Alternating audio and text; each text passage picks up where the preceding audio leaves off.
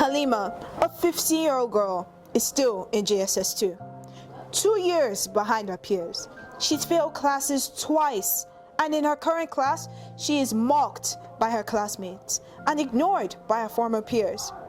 She's reclusive and giving up on education. Miss Onimisi, the English teacher, notices that Halima understands better when she tells the class a story and asks questions after, but fails when she's asked to write a comprehension essay. She asks Halima to stay after class, tests her again gently, then realizes Halima is dyslexic.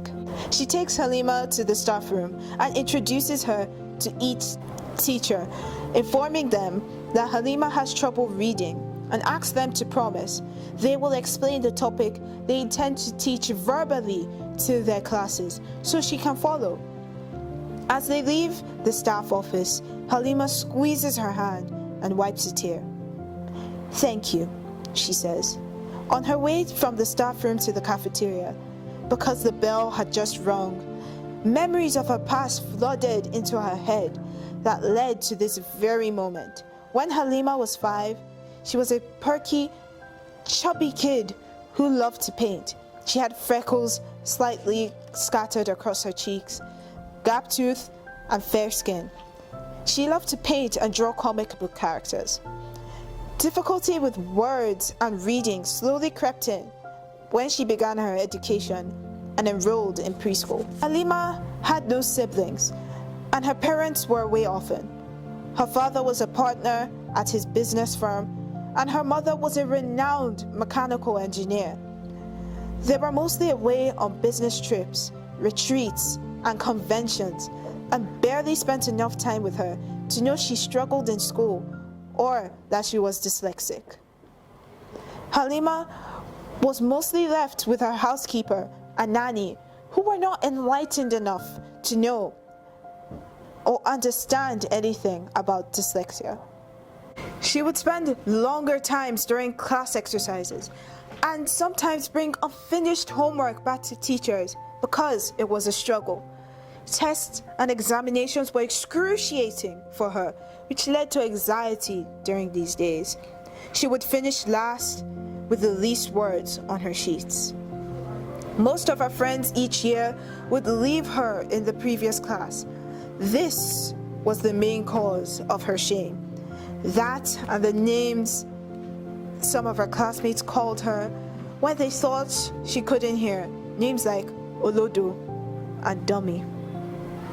The teachers also couldn't understand why she was so slow compared to her peers and would conclude she was just not as bright as her classmates. Her only escape was art and music class. As she grew older, music grew on her. Reading music was easier than reading sentences. Her childhood passion for painting only grew stronger. When she painted in her room, she fantasized about not being dyslexic. In her daydreams, she was always at the top of the class, adored by her peers and respected by her teachers. After repeating JSS 2 twice, she met the new English teacher, Miss Onimisi, who taught her differently. Miss Onimisi took special interest in her and made several observations that led to the emotional moment in the staff room.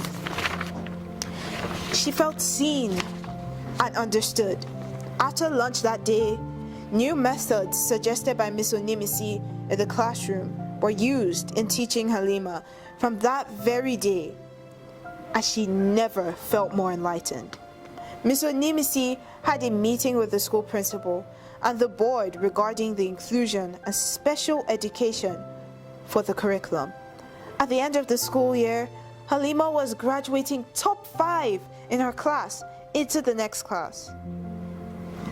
Miss Onimisi was promoted and awarded a plaque at the graduation ceremony for her outstanding contribution to the school as other students' academic performances increased and attracted more parents and teachers and children to their school based on reviews and word of mouth.